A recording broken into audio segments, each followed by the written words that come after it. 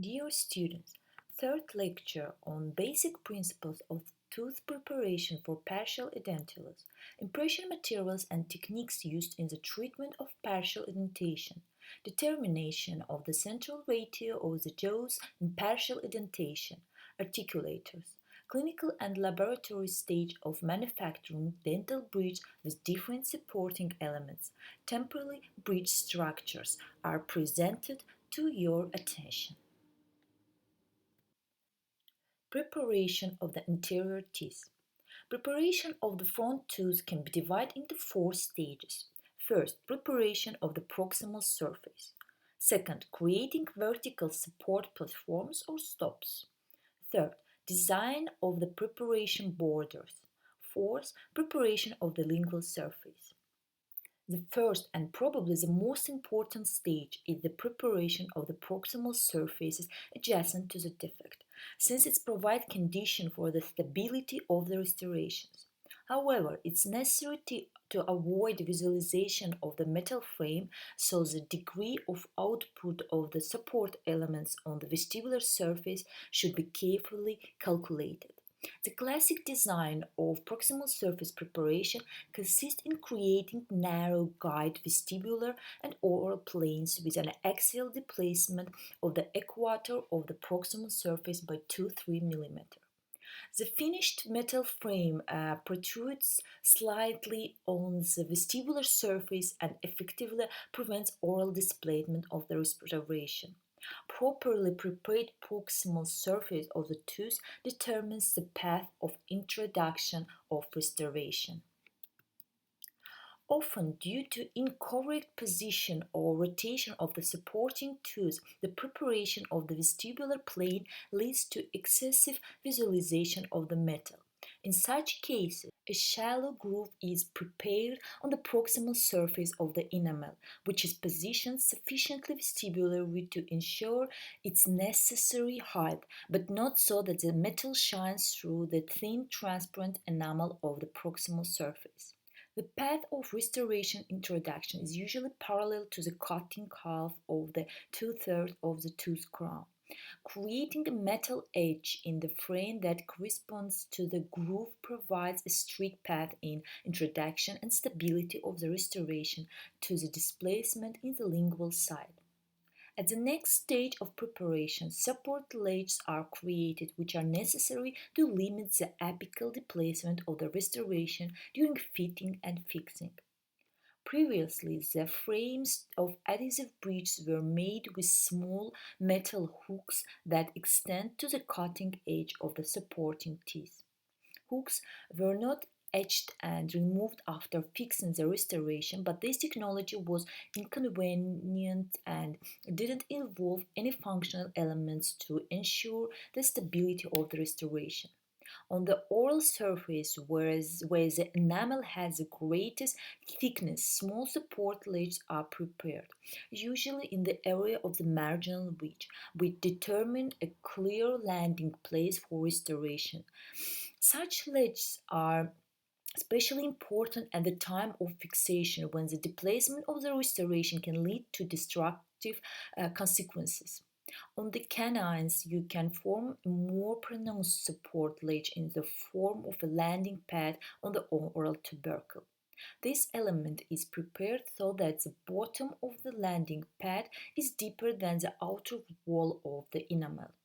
This form of support ledge counteracts not only apical but also lingual mixing of restoration.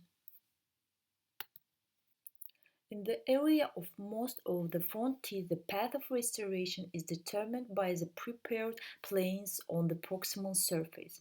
The remaining prepared part of the tooth has no undercutting and allows the restoration to take its place without hindrance.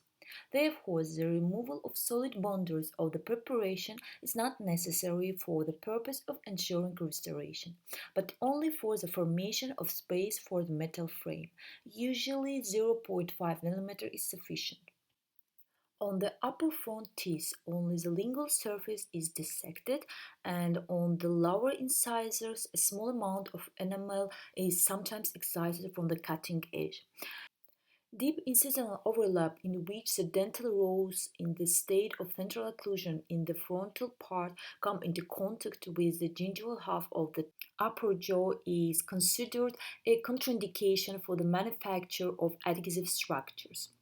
The border of preparation is always created above the level of the gum in the form of a weakly expressed tooth.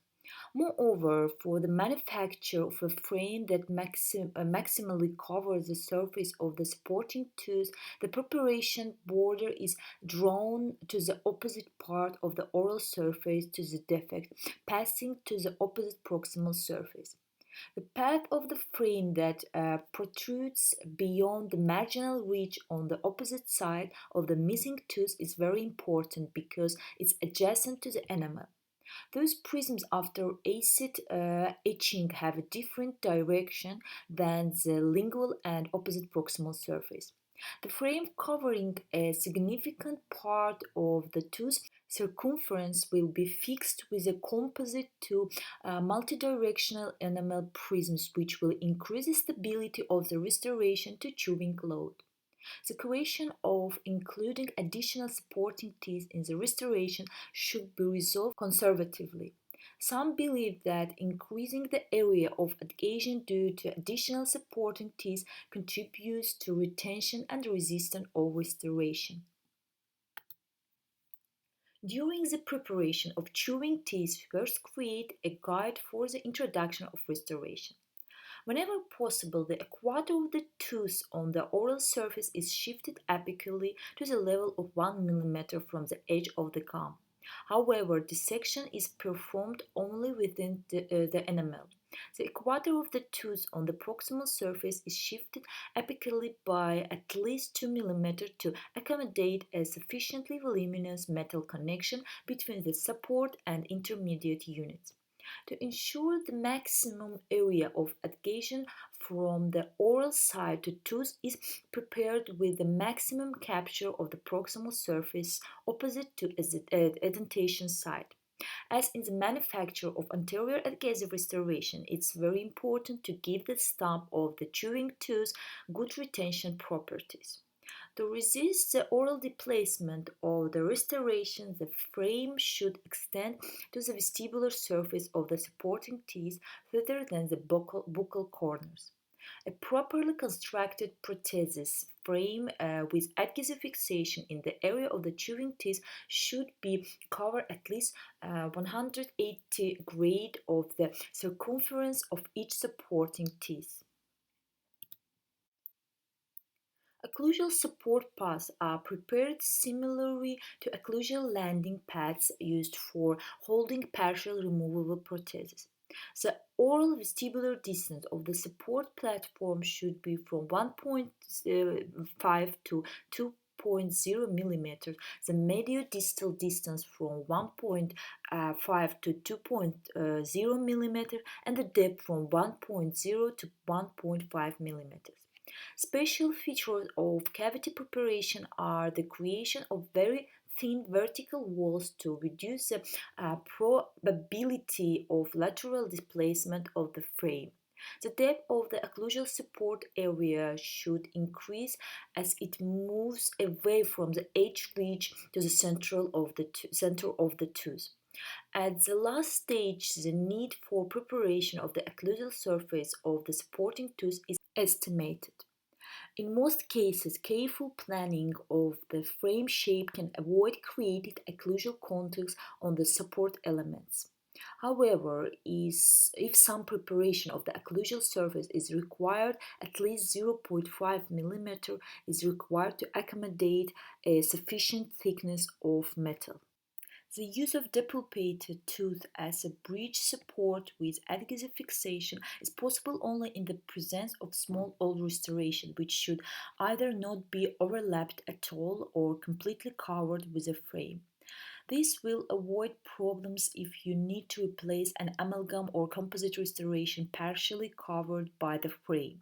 In case where it's impossible to avoid partial overlap of old restoration, at the planning stage of the metal frame it's necessary to provide access for its future replacement.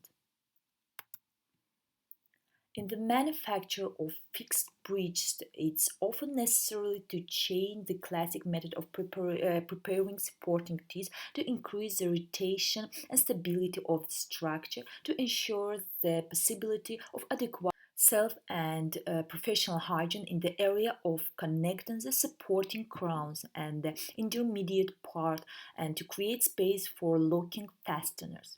The supporting teeth of bridges are subjected to a greater load due to the development of the lever effect and torque due to the presence of intermediate or country lever units. The frame of the bridge prosthesis should overlap the supporting tooth to a greater extent than would be required for a single restoration. So, it's not recommended to use tabs and overlays as supporting elements of bridge.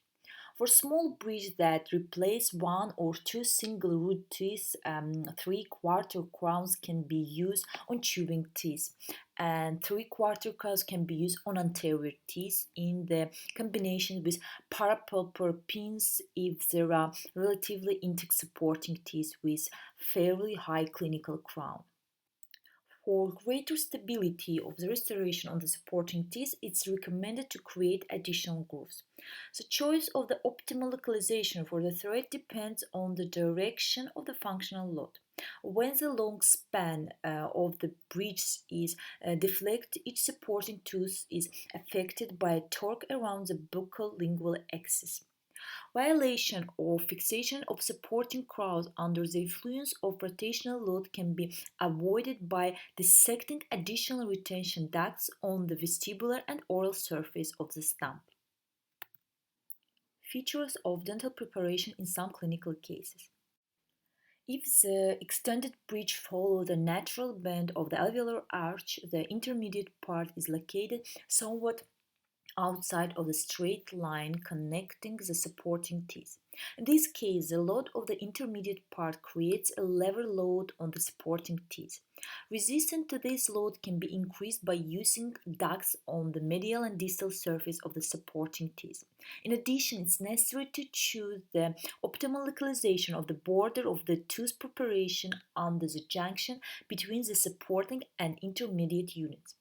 The edge of the support crown should be positioned apically enough so as not to interfere with the creation of a joint.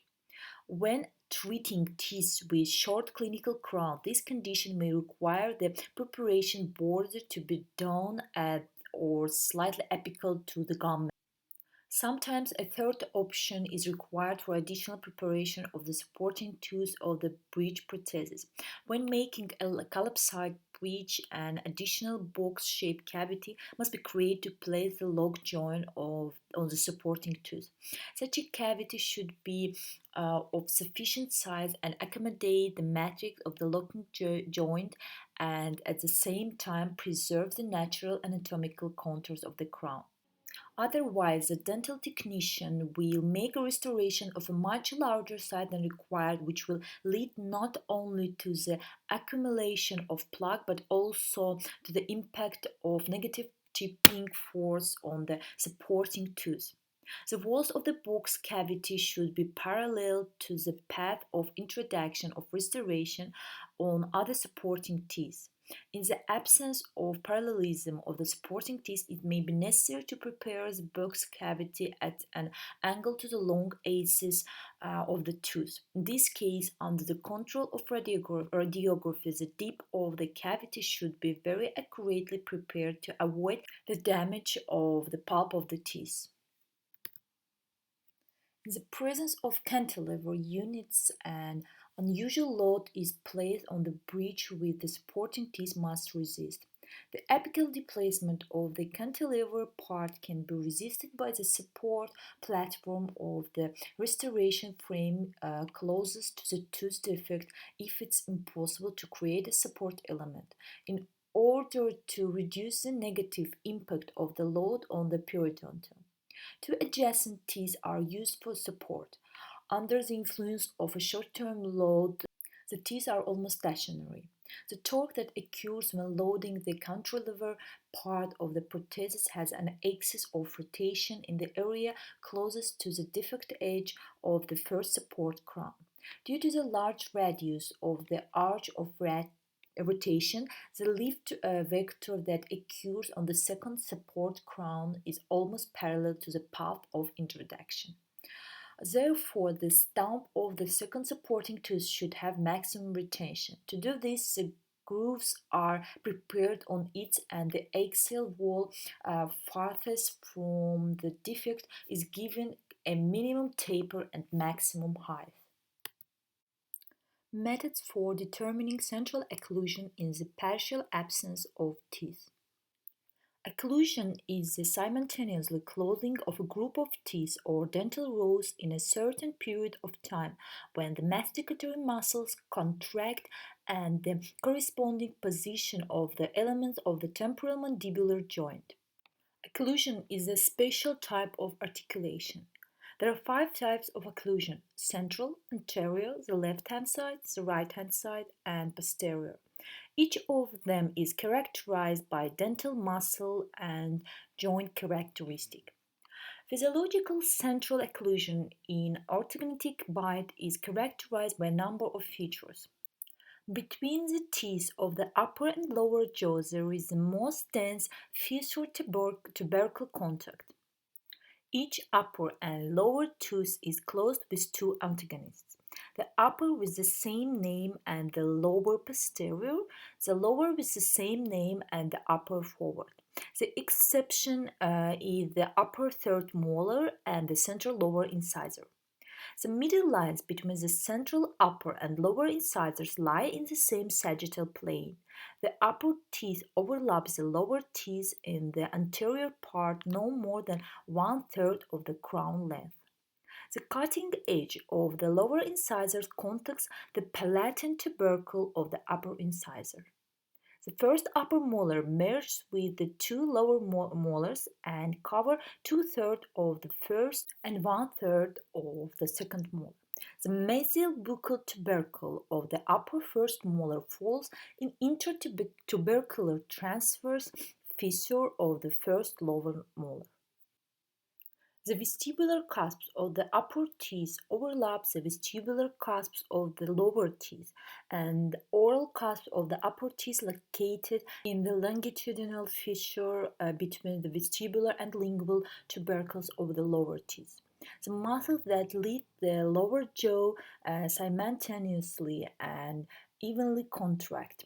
The heads of the lower jaw are located at the base of the slope of the articular tubercle in the depth of the articular fossa. Determination of central occlusion is one of the important stages of prosthetics for partial loss of teeth. It consists in determining the relationship of dental rows in the horizontal, sagittal, and transversal direction.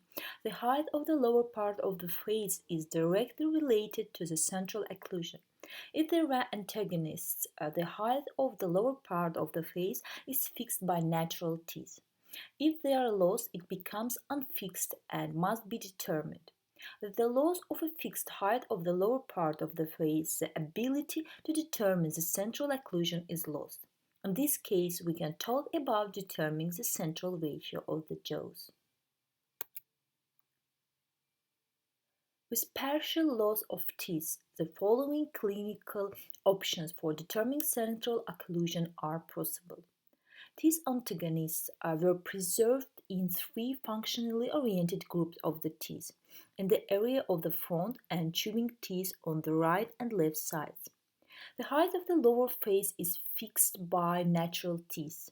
Central occlusion is established on the basis of the maximum number of occlusal contacts, without resorting to the production of wax occlusal rollers.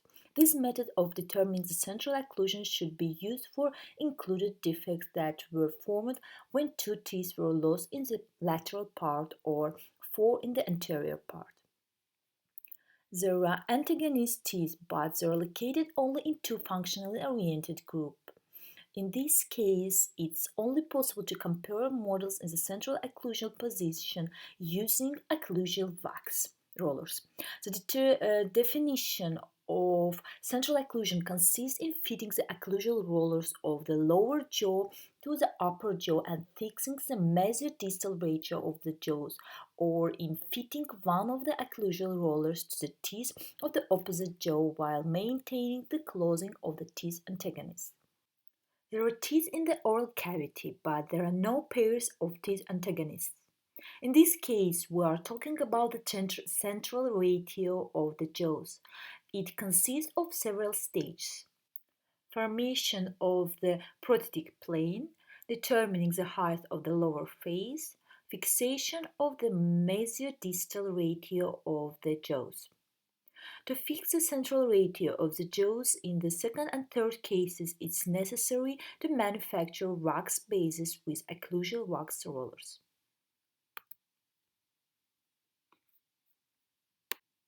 There are the following methods for placing the lower jaw in the position of central occlusion. Functional method. To establish the lower jaw in the position of central occlusion, the patient's head is tilted back a few times. The neck muscles are slightly strained, preventing the lower jaw from moving forward. Then the index fingers are placed on the occlusal surface of the lower teeth or a wax roller in the molar areas so that they simultaneously touch the corners of the mouth, slightly pushing them to the sides. After this, the patient is asked to raise the tip of the tongue, touch the back of the hard palate with it, and simultaneously make a swallowing movement. This technique almost always eliminates the reflex extension of the lower jaw forwards. When the patient closes the mouth and the occlusal rollers or occlusal surface of the teeth begins to convex, the index fingers lying on them and weighed down in such a way that they don't break the connection with the corners of the mouth and all time pushing them apart. Closing the mouth using the described technique should be repeated several times until it becomes clear that there is a proper closing of the dental rows. The instrumental methods involve the use of a device that records the movements of the lower jaw in a horizontal plane. The position of the central occlusion corresponds to the top of the gothic angle formed when recording lateral protrusion and protrusion movements of the lower jaw. With partial absence of teeth, this method is rarely used, only in difficult cases of clinical practice. In this case, the forcible displacement of the lower jaw is performed by the pressure of the doctor's hand on the patient's chin to match. With a significant absence of teeth and most importantly in the absence of pair of antagonists, the formation of the occlusal surface is carried out using the Laring apparatus or two special lines. The occlusal surface should run parallel to the pupil line in the frontal plane and parallel to the nasal air line in the lateral section. The height of the plane of the occlusal wax roller should be correspond to the line of clothing of the lips. After determining the height of the lower part of the face, store the lower wax rollers to the upper one. The laurels should close tightly in the anterior, posterior, and transversal direction, and their buccal surface should be in the same plane. When closing the mouth, the wax rollers simultaneously touch in the anterior and lateral parts, and the wax bases are tightly attached to the surface of the mucous membrane. All corrections are made only on the rollers of the jaw, where the smallest number of teeth is preserved. There are several methods for determining the height of the lower part of the face. Anatomical, based on the study of the face configuration. Anthropometric, based on data about the proportion of individual parts of the face, and anatomo-physiological method. Anatomo-physiological method is based on determining the state of relative physiological rest of the mandible, such position of the lower jaw where the chewing muscles is in a state of minimal tension. The lips touch each other all over freely without tension, the corners of the mouth slightly raised. Nasolabial and chin folds clear. Dentition is open. The head of the mandible located at the base of the slope of articular tubercle. During the conversation with the patient, points are applied to the base of the nose and the protruded part of the chin. At the end of the conversation, when the lower jaw is in the state of physiological rest, measure the distance between the applied points. Then wax pads with occlusive rollers are inserted into the mouth. The patient closes the mouth. Most often in the central occlusion and the distance between the 2 points is measured again. It should be less than the rest height by 4 millimeters. If when closing the distance is greater than or equal to the same state at rest, the height of the lower face is increased.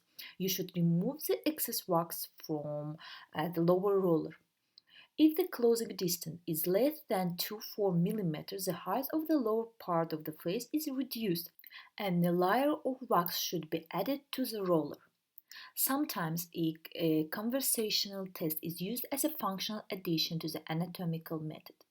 The patient is asked to say a few words, satisfactory and now, while monitoring the degree of separation of the rollers.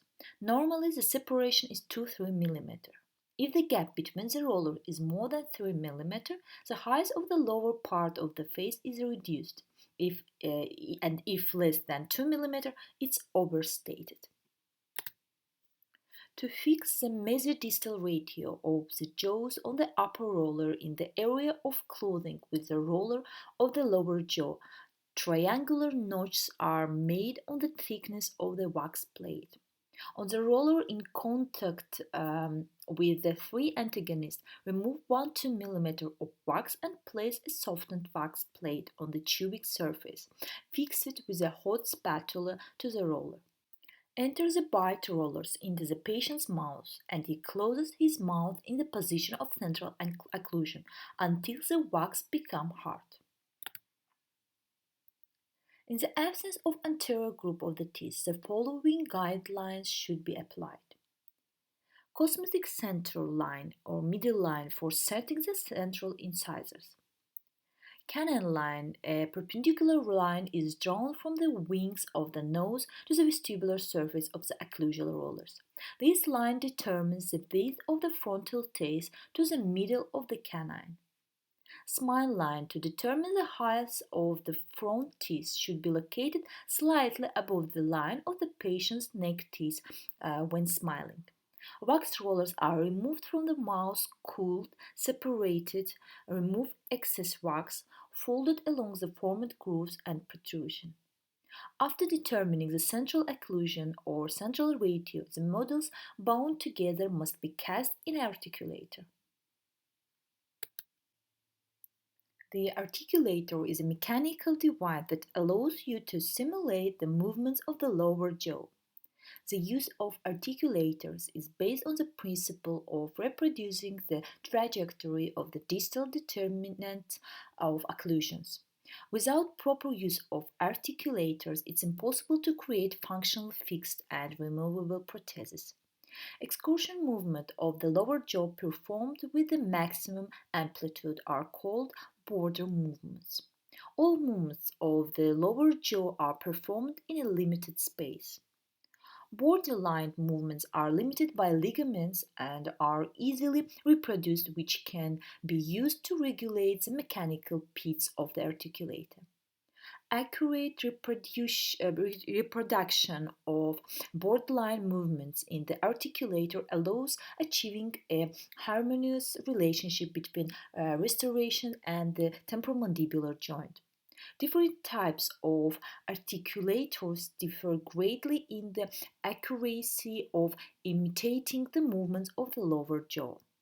The least accurate in a small, unregulated articulator that allows only a hinged opening movement. The distance between the teeth and the axis of rotation of a small tool is much shorter than in reality. This leads to a loss of accuracy. When the lower jaw is moved up and down in the central relation, the top of the lower tooth tubercle moves in a sagittal plane in an arch and the axis of rotation faces horizontally towards the head of the lower jaw. If the spatial position of the real axis of rotation differs significantly from the parameter of the articulator, the radii of the clothing arch for the top of the tooth tubercle also differ, which leads to distortion. Significant difference between the clothing radius in the articulator and the patient affect the location of such morphological elements as bumps, ridges, and fissures on the occlusal surface. The radius of movement of the models in an unregulated articulator is much smaller than the real one, and when closing such an articulator, the tooth moves in a steeper arch. If the height of the occlusion increases during the installation of models, the clothing of the teeth in the articulator will differ from the true one. This can lead to a slight positive error in the form of the formation of shifting contacts between the medial slopers of the upper teeth tubercles and the distal slopers of the lower teeth tubercles. Depending on the location of the centers of rotation in the medial lateral direction, the radius of tooth movements change, which in turn affects the arch of movement of the top of the tubercle in the horizontal plane during lateral movements of the lower jaw. The discrepancy between the trajectory of the tubercle in the unregulated articulator and in the oral cavity can be significant, especially on the non-working side. As a result, the probability of making a restoration that creates an occlusal obstacle on the non-working side increases. The larger size of the semi-adjustable articulator allows you to accurately reproduce the anatomical distance between the axis of rotation and the teeth. When installing models using a face arch and with an arbitrary hinge axis, the radius of the arch of closing the teeth is reproduced in the articulator relatively accurately, and any resulting errors will be negligible. If the models are shifted a small distance closer or further from the condyle elements using an arbitrary pivot axis, the error during lateral movements will be negligible. The semi-adjustable articulate reproduces the direction and endpoint but not the intermediate trajectory of any joint movement. For example, the actual curved line of the articular pathway in many articulators is a straight line. In many devices, the lateral displacement of Bennett movement has the appearance of a gradually deviating straight line, but several models of new semi-adjustable articulators allow you to reproduce an immediate lateral displacement. The interstitial distance in semi-adjustable articulators is not fully regulated. Only in a few articulator models can these indicators be set to a small, medium, or large configuration. When carefully manufacturing restoration according to a precisely established model, their minor modification in the oral cavity is required. This type of articulator can be used in the manufacture of most single restoration and fixed partial dentures. The most accurate is a fully adjustable articulator that can reproduce the entire range of borderline movements, including immediate and gradual lateral displacement, as well as a curvature and direction of the articular path. Arch and non-arch articulators. In the archon articulator, the condyle elements are located on the lower frame of the articulator. Mechanical pits are located on the upper frame of the articulator, simulating the position of the articular pits of the skull of the non-articular articulator. The analogs of the articular pits are attached to the lower frame of the device, and the condylar elements are located in the upper part of the articulator. To program the articular tilt in the semi-adjustable articulator, the terminal position of the lower jaw heads is transferred to the articulator using box plates, the so-called registration impression. The thickness of the box plates is 3.5 millimeters, so in the articulators the teeth of the upper and lower models are separated by this distance. After removing the plates from the organ articulator and clothing the teeth, the articular tilt remains unchanged. To achieve the highest possible accuracy in working with the articulator, the models installed need must close relative to the axis of rotation, which is as close as possible to the hinge axis of the patient's lower jaw. This axis can be replicated, so it's an important reference point. The ratio of the upper teeth as a hinge axis and the third reference point must be transferred from the patient to the articulation device. This transfer is performed using the facial arch.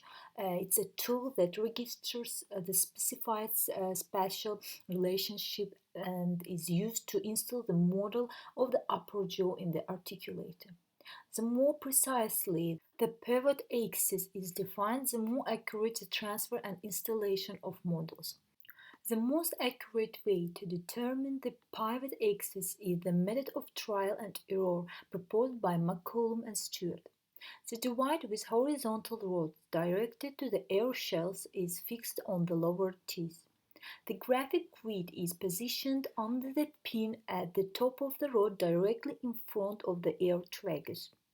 The lower jaw is directed to the central occlusion, in which it makes an opening and closing movement within 10 millimeters. During this process, the pin outlines an arch. The rod is adjusted by a small amount to move up, down, forward and backwards until the pin simply rotates around the axis without delineating the arch. This point corresponds to the position of the pivot axis, which can be registered by making a mark on the face as a reference point for further work.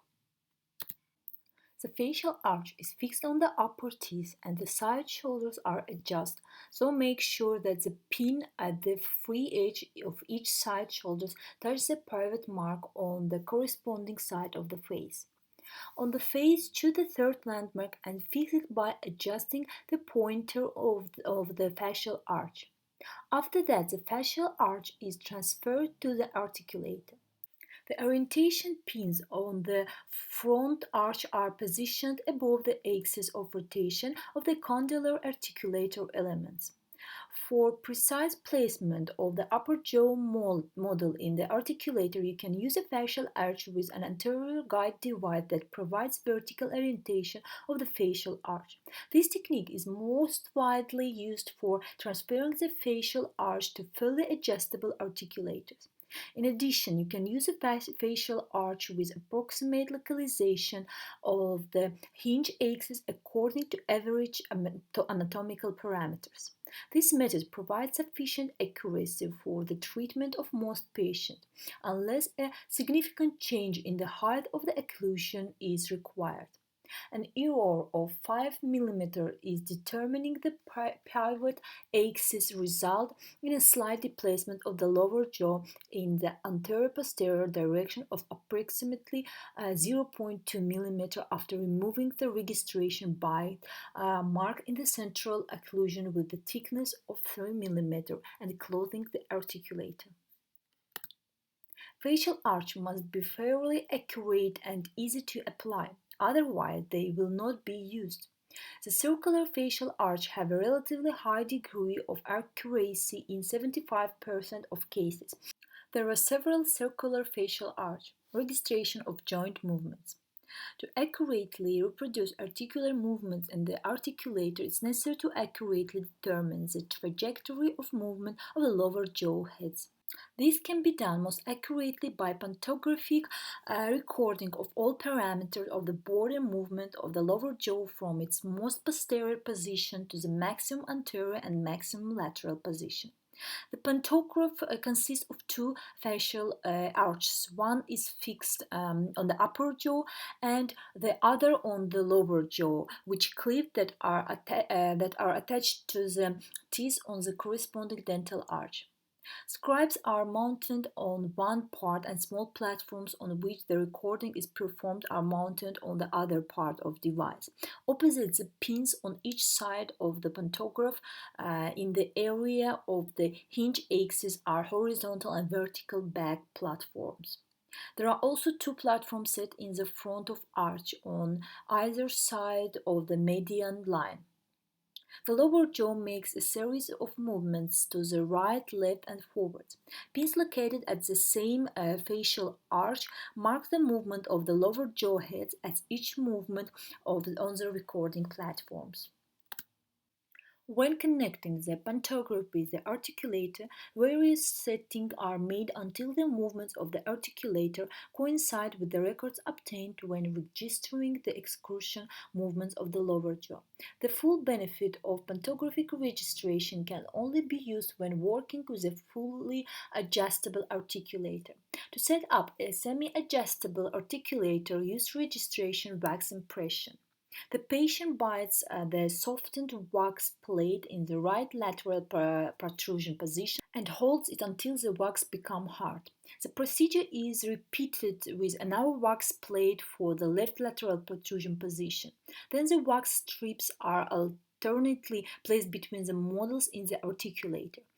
After using the right side registration impression to set the articular tilt of the left condylar element, use the left side registration impression to set the articular tilt on the right. Supporting elements of the fixed partial dentures can be crowns, half crowns, tabs, or telescopic crowns and retaining clips. In most cases, bridges have two or more points of support on the teeth located on both sides of the prosthesis. The number of supporting teeth is determined depending on the extent of the defect and the condition of supporting teeth. The condition of periodontium of supporting teeth have great importance, so X-ray examination is mandatory. The stability of teeth as a rule indicates a healthy periodontium. Pathological mobility, on the contrary, is a reflection of deep change in the periodontium, the condition of which requires a particularly thorough check. At the same time, even stable teeth that have signs of periodontal disease in the form of naked necks, gingivitis, or pathological gingival pockets need additional examination. The same applies to the teeth that have fillings, caries defects, or pathological abrasion of the teeth, artificial crowns. Pay great attention to the height of the clinical crown of the tooth, the position of the tooth in the dentition, the degree of its tilt toward the defect, the extension from the dentition. The part of the prosthesis that is located between the supporting elements is called the intermediate part or the body of the bridge prosthesis. This part is a block of artificial teeth. The shape of the intermediate part of the bridge in the frontal part is tangent. It means that it touches the mucosa without pressure on it.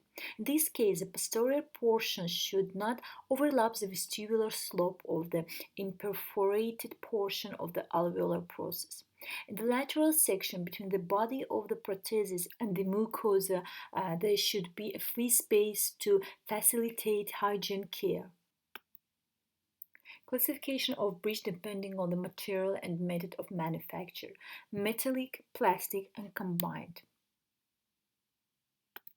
Classification of bridge depending on the location of the supporting teeth: with two-way support, with one-way support. When making a cantilever bridge, the defect must always be located medially from the supporting tooth. Classification of bridge depending on the type of intermediate part. Intermediate part of the saddle shape. Not recommended, as it can cause bed sores of the mucosa of the alveolar process. With immersion in the hole of the removed tooth. Not recommended. Washing. There is a gap between the mucosa and the alveolar process and the intermediate part of the prosthesis. Used in the area of chewing teeth. Intermediate part of the tangent shape, used in the area of incisor and canine. Clinical and laboratory stage of manufacturing dental bridges. Clinical stage. Getting diagnostic impressions. Preparation of supporting teeth. The requirements for the formed stump depend on the type of supporting crowns. However, it's important that the axes of the supporting teeth are parallel after dissection, otherwise there will be difficulties when applying the prosthesis. Retraction of the gums. Getting impression and disinfecting them. Determination of central occlusion. Production of a temporal prosthesis. Laboratory stage. The technical stage of manufacturing casts and combined bridges are similar to the stage of manufacturing cast and combined artificial crowns. Laboratory stage. Getting models, fixing them in the articulator. Application of compensatory varnish. Modeling of a cap made of wax. Replacing wax with metal by casting. Clinical stage. Checking the structure, frame packing, choosing the color of the lining at the stage of stocking the frame. Check the absence of notches undercuts. Assess the ease of application to the stump. Check the density of the edge fit. Check the lack of balancing. Evaluate the shape of prosthesis body. Laboratory stage. Layer by layer application and firing of thermic mass. In this case, the facing material is applied as a rule to all surfaces of the metal frame with the exception of a zone of 1-2 mm from the lingual and palatal surface. Clinical stage. Fitting the prosthesis, checking the occlusal contacts, evaluating the color, if necessary, correct contacts. Laboratory stage. Color correction if necessary, glazing. Clinical stage. Prepacking and fixing to temporary cement. Permanent fixation after 1-2 weeks. In all cases, either immediately after odonto preparation or after odonto preparation and receiving cast, it is necessary to strengthen temporary crowns and bridge on the supporting teeth. This is necessary for the protection and therapeutic and preventive actions on the pulp of the prepared supporting teeth, to preserve the aesthetics of the dentition and face, as well as to preserve the patient's exciting bite height. The latter is especially important if you have a large number of teeth.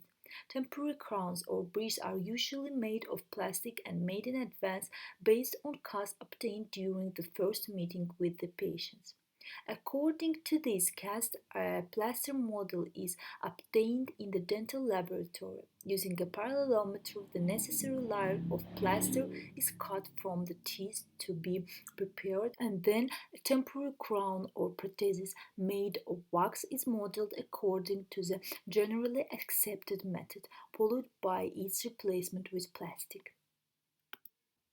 At the same time, you can make a temporary crown after dental preparation by using a standard plastic as a dent tooth, including the acrylic composite 3-layer or others, storing its vestibular surface to the prepared stump and forming the missing part from a fast hardening plastic of the appropriated color.